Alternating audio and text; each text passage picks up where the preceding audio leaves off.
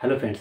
तो पीएफ यानी कि पावर फैक्टर इलेक्ट्रिकल के दुनिया में सबसे अटपटा सब्जेक्ट है ये, और इसको समझना बहुत ही ज़रूरी होता है और इसे बहुत ही आसान तरीक़ा से भी समझ सकते हैं। इसको समझने के लिए बस आप दो चीज़ पर ध्यान रखिए कि types of electrical power and types of electrical load, इन दोनों को यदि आप समझ लेते हैं तो पावर फैक्टर आप चुटकियों में समझ सकते हैं। सबसे पहले हम लोग समझते हैं कि इंडिया में जो हमारा फ्रीक्वेंसी है, फ्रीक्वेंसी कितना है 50 हर्ट्ज़, यानी कि जो हमारा ये साइकिल बनता है, ये हमारा एक साइकिल हो गया फ्रीक्वेंसी का, है ना। इसी टाइप से ये 50 साइकिल जब कंप्लीट करता है तो उससे हम बोलते हैं 50 हर्ट्ज HZ, यानी कि एक सेकेंड में 50 बार on off on off on off on off. लेकिन इतना फ्रीक्वेंट में चलता है कि आपको ये आंखों से दिखाई नहीं देता। यानी कोई भी बल्ब जो है 50 बार बंद होता है, 50 बार चालू होता है, लेकिन आपको ये दिखाई नहीं देता। क्यों नहीं दिखाई देता?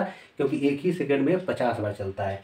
ये 50 बार ये कंप्लीट करता है, एक साइकिल 50 साइकिल जब ये कंप्लीट करता है तो 50 हर्ट्ज हो जाता है। देखिए इसी हिसाब से हमारा पावर फैक्टर भी होता है। पावर फैक्टर का घटने से या फिर बढ़ने से बहुत ज़्यादा इफेक्ट पड़ता है हमारे केबलों पर। यदि पावर फैक्टर घटता है तो हमारा केबलों का साइज बढ़ने लगता है। क्यों बढ़ने लगता है? क्योंकि एम्पियर उस समय बढ़ने लगता है। दोस्तों, पावर फैक्टर में लैगिंग, लीडिंग और यूनिटी पावर फैक्टर होता है। तो लैगिंग और लीडिंग और जो यूनिटी पावर फैक्टर होता है वो कैसे हो जाता है, यानी कि लैग क्यों कर रहा है, लीड क्यों कर रहा है और यूनिटी कैसे आता है, सब इसी वेव फॉर्म पर ही डिपेंड करता है। देखिए समझिए कि कैसे लैग हो जाता है, कैसे लीड हो जाता है। ये जैसे यहाँ से हमारा ये वोल्टेज का मान लीजिए कि वेव फॉर्म है ये, और यहीं से एक और निकलता है और ये इस टाइप से निकलता है और ये आगे जाके इसी लाइन में कनेक्ट हो जाता है। तो इसका मतलब क्या है कि जो हमारे पास जो वोल्टेज निकला, वोल्टेज और जो करंट है वो एक ही साथ चलता है। क्योंकि वोल्टेज का क्या काम है, वोल्टेज का क्या काम है, करंट को ढकेल के आगे तक पहुंचाना। लेकिन यहाँ पर क्या हो जा रहा है कि वोल्टेज एक साथ में तो चला है, ये करंट और वोल्टेज दोनों एक ही साथ में चला, लेकिन यहाँ पर वोल्टेज पहले पहुँच जा रहा है इस वायर में और ये जो करंट है ये बाद में पहुँचता है। उसके बाद यहाँ पर भी वही चीज़ है, वोल्टेज पहले पहुँच रहा है और यहाँ पर करंट बाद में पहुँच रहा है। यदि इस टाइप का वेव फॉर्म क्रिएट होता है, कोई एंगल क्रिएट होता है, तो उस समय जो आपका पीएफ क्रिएट होगा वो लैगिंग होगा, यानी कि लैगिंग पावर फैक्टर, यानी कि घटना स्टार्ट हो जाएगा। यूनिटी से आपका यानी कि 0.99 से घटना, यानी कि कुछ भी हो सकता है, घटने की स्थिति में आ जाता है। वोल्टेज तो आपका सेम ही है, लेकिन इसी में यदि यहाँ से करंट निकलता है और ये इस टाइप से चलता है कि ये वोल्टेज से पहले पहुँच जाता है, तब क्या होगा, यानी कि यहाँ से दोनों साथ में चला, लेकिन यहाँ पर वोल्टेज बाद में पहुँच रहा है और करंट पहले पहुँच गया। यहाँ पर भी करंट पहले पहुँच रहा है, यहाँ पर वोल्टेज ये बाद में पहुँच रहा है। तो इस टाइप का यदि वेव फॉर्म बनता है, यानी इस टाइप का यदि एंगल बनता है, तो क्या होगा, फिर उस समय लीडिंग पावर फैक्टर आपका क्रिएट होगा, लीडिंग पावर फैक्टर क्रिएट होगा। ठीक है। और एक तीसरा होता है हमारे पास यूनिटी पावर फैक्टर। उसे देख लेते हैं कि यूनिटी पावर फैक्टर कैसे क्रिएट होता है। यहाँ से हमारा वोल्टेज चला और इस टाइप से ये आ गया। ठीक है। वैसे ही यहाँ से ये करंट चला और यहाँ पर आया और साथ साथ में जाके ये एक ही पॉइंट पे टकराता है, यानी कि यहाँ से वोल्टेज चला, करंट चला, लेकिन एक ही साथ में यहाँ पर मैच कर रहा है। दूसरे साइड में भी यहाँ से भी चला तो यहाँ पर एक ही साइड में मैच कर रहा है। यदि इस टाइप का वेव फॉर्म क्रिएट होगा तो क्या होगा, यानी कि ऐसा एंगल क्रिएट होगा, तब होगा आपका यूनिटी पावर फैक्टर यहाँ पर क्रिएट हो जाएगा। तो ये तीन तरह का हमारे पास पावर फैक्टर होता है, लैगिंग, लीडिंग और यूनिटी। ये तीनों कैसे होता है ये तो समझ लिया आपने, लेकिन क्यों होता है इसके बारे में समझना है। अभी जो आपने वेव फॉर्म देखा ये केवल आपको समझाने के लिए है। जो हमारा वोल्टेज और जो करंट होता है ना, जो वोल्टेज और जो करंट होता है, वोल्टेज और करंट ये दोनों एक ही वायर के अंदर से ये पासिंग होता है, एक ही वायर से पासिंग होता है। एक बार आपको समझाने के लिए वेव फॉर्म बनाया जाता है। अब समझ लीजिए कि टाइप्स ऑफ इलेक्ट्रिकल पावर क्या होता है, इलेक्ट्रिकल में किस किस टाइप का पावर होता है। तो सबसे पहला जो होता है इसको हम तीन भागों में बांटते हैं। एक्टिव पावर, दूसरा होता है रिएक्टिव पावर और तीसरा होता है एपरेंट पावर। एपरेंट पावर, ये तीन टाइप हमारे पास पावर होता है। एक्टिव पावर यानी कि वैसा पावर जिसे आप बोल सकते हैं ट्रू पावर भी बोलते हैं। ट्रू पावर यानी कि सच्चा पावर है, यानी जो भी हम यूज करते हैं, जैसे हमारे पास 10 किलोवाट का एक मोटर है तो कितना खपत करेगा, 10 किलोवाट। वो केवीए में खपत नहीं करेगा, वो किलोवाट में ही खपत करेगा। तो जो भी इलेक्ट्रिकल कंपोनेंट है और जितना खपत करता है वो एक्चुअल में जो खपत करेगा वो एक्टिव पावर ही आपका खपत करता है। उसके बाद रिएक्टिव पावर होता है। रिएक्टिव पावर, इससे आप बोल सकते हैं कि सबसे ज़्यादा जो पीएफ को डिस्टर्ब करने वाला है यही पावर है, लेकिन इसके बिना हमारा काम भी नहीं चलता। रिएक्टिव पावर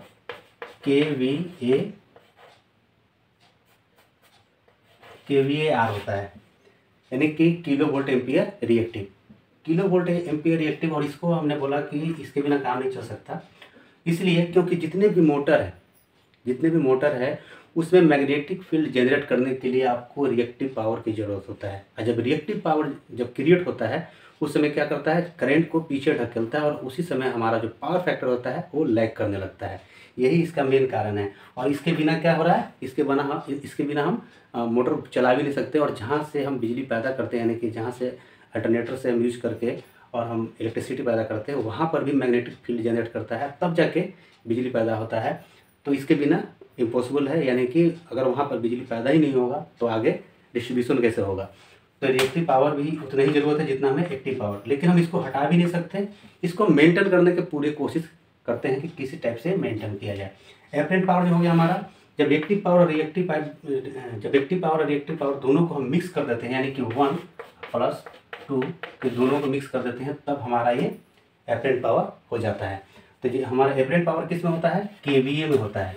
किस में होता है, केवीए में। ये किस में होता है, केडब्ल्यू में या फिर वाट में, यानी किलोवाट में फिर वाट में। इसीलिए थोड़ा एग्जाम्पल से समझिए आप।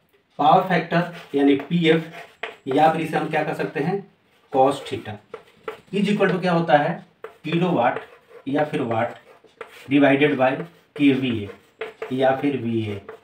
इसे हम साइड कर देते हैं, केवल इसे हम नोट करते हैं किलोवाट या केवीए। जैसे मान लीजिए कि हमारे पास 120 किलोवाट का मोटर है और उस मोटर को चलाने के लिए हम 140 केवीए का जनरेटर या फिर ट्रांसफार्मर का यूज करते हैं। तो सर्किट में कितना पीएफ जनरेट होगा उसे समझ लीजिए। क्योंकि पीएफ का हम लोग एपिसोड देख रहे हैं, तो यहाँ पर 120 किलोवाट का ये मोटर है और इसे 120 किलोवाट का मोटर को चलाने के लिए इससे ज़्यादा रेटिंग का हमारे पास जनरेटर होना चाहिए, यानी कम से कम 140 का।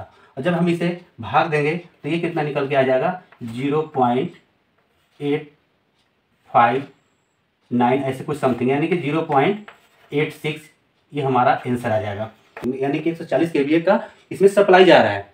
ठीक है, तो यदि सर्किट में इस टाइप से चलता है तो इसमें जो पावर फैक्टर क्रिएट होगा वो होगा 0.86। तो यहाँ पर कौन कौन सा पावर यूज हुआ, यहाँ पर पावर यूज हो गया हमारा एक्टिव पावर। ठीक है, एक्टिव पावर। और ये जो है ये कौन सा पावर है, एपरेंट पावर। ये जो हो गया हमारा एपरेंट पावर। लेकिन एक चीज़ और समझना होगा कि types of electrical load, types of electrical load जो हमारे पास, तो इसमें पहला जो है रजिस्टिव लोड हो गया। दूसरा जो है इंडक्टिव लोड हो गया। और तीसरा जो है, जो कि लोड नहीं है फिर भी जान लीजिए कि कैपेसिटिव लोड होता है।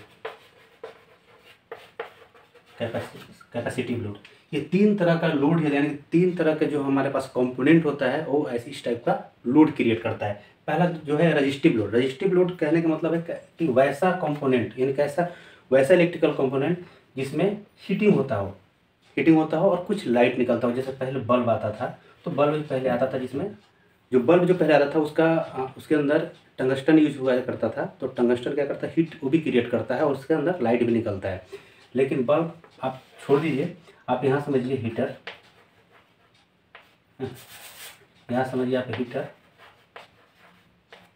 प्रेस है ना, प्रेस बोलिए या फिर आप गीजर बोलिए, यानी किस टाइप का जहाँ पर हीट क्रिएट करता हो। किसी एक कॉइल में हमने लगा दिया, यानी कि नाइक्रोम का जो वायर यूज किया जाता है ज़्यादातर, क्लियर कट में समझिए तो नाइक्रोम का जहाँ पर वायर यूज कर रहे हैं वहाँ पर हीट क्रिएट होता है और वैसे जो लोड होगा उसे रजिस्टिव लोड कहते हैं। ठीक है, एक तो अपना हो गया। दूसरा चीज़ हो गया इंडक्टिव लोड। इंडक्टिव लोड सीधा का सीधा आता है किस पे, ये मोटर पे ही आता है। ठीक है, क्योंकि इसके अंदर कॉइल होता है और कॉइल के कारण इसमें क्या होता है, इंडक्टेंस क्रिएट करता है। और इंडक्टेंस क्रिएट जब करता है तो इसका इंडक्टिव लोड क्रिएट हो जाता है। तो इंडक्टिव लोड के अंदर जितने भी मोटर हो, सिंगल फेज हो, 3 फेज हो, वो सारे मोटर इंडक्टिव लोड के अंदर आते हैं। और जो पावर फैक्टर को लैग करने के लिए यानी कि पीछे करने के लिए सबसे बड़ा ये दुश्मन इसका है। ठीक है, उसके बाद capacitive load. Capacitive load actually होता नहीं है, इसको हम लोग लगाते हैं अलग से। किसके लिए हम लोग लगाते हैं? ताकि जो हमारा यानी कि जो हमारा पावर फैक्टर है, पावर फैक्टर यदि लैग कर रहा है तो उसको लीड करने के लिए हम लोग कैपेसिटिव लोड यूज करते हैं, यानी कि कैपेसिटर लगा के उसको हम पावर फैक्टर को आगे बढ़ाने का काम करते हैं, यानी कि यूनिटी तक ले जाने का, पहुँचाने तक काम करते हैं। उसके लिए कैपेसिटिव लोड क्रिएट करते हैं। तो ये हमारे पास कितने तरह का हो गया लोड? रजिस्टिव लोड, जिसमें बल्ब, हीटर वगैरह, इंडक्शन आ गया। उसके बाद आ गया आपका इंडक्टिव लोड आ गया, जिसके अंदर मोटर ही चाहे सिंगल फेज हो, 3 फेज हो। उसके बाद कैपेसिटिव लोड। ये 3 तरह का हमारे पास लोड हो गया। तो दोस्तों एक बार फिर से थोड़ा सा रिवाइज कर लीजिए कि पावर फैक्टर कैसे क्या होता है। सिंपल सा आपको मैंने पहले बताया कि ये हमारे पास फ्रीक्वेंसी का वेव फॉर्म है और इसी के हिसाब से हमारा जो पावर फैक्टर है क्रिएट होता है। कैसे होता है? जब मैंने आपको बताया कि यहाँ से वोल्टेज चला और करंट चला, जैसे मान के चलिए वोल्टेज है और ये करंट चला, तो करंट यदि आगे की ओर जाकर मूव करता है उस समय आपका लैगिंग पावर फैक्टर फिर यहाँ से चलता है और यहाँ से पहले आकर पहुँच जाता है इस पॉइंट पे। ठीक है, तो ये लीडिंग पावर फैक्टर क्रिएट करेगा और इस जगह से ये सीधा यानी कि जहाँ पर हमारा वोल्टेज है उसी जगह से ये निकलता है, पहुँचता है, दोनों साथ में पहुँचता है, तो उस समय आपका यूनिटी पावर फैक्टर क्रिएट होता है। यानी कि इसी टाइप से हमारा पावर फैक्टर आगे या फिर पीछे होता है। और पावर फैक्टर को सबसे ज़्यादा लैग करने में किसका काम है? इंडक्टिव लोड का। इंडक्टिव लोड क्या होता है? मोटर। ठीक है, और इसको बढ़ाने के लिए हम क्या यूज़ करते हैं? कैपेसिटर यूज़ करते हैं, कैपेसिटर बैंक यानी कि एपीएफसी पैनल का यूज़ करते हैं। तो उससे हमारा यूनिटी पावर फैक्टर के अप्रॉक्स पहुंचने की कोशिश करता है। तो दोस्तों आशा करते हैं वीडियो आपको पसंद आया होगा। वीडियो पसंद आया तो प्लीज़ वीडियो को लाइक और चैनल को सब्सक्राइब जरूर कीजिएगा और अपने दोस्तों में शेयर करना बिल्कुल न भूलें। चलिए फिर मिलते हैं नेक्स्ट वीडियो में, तब तक के लिए जय हिंद।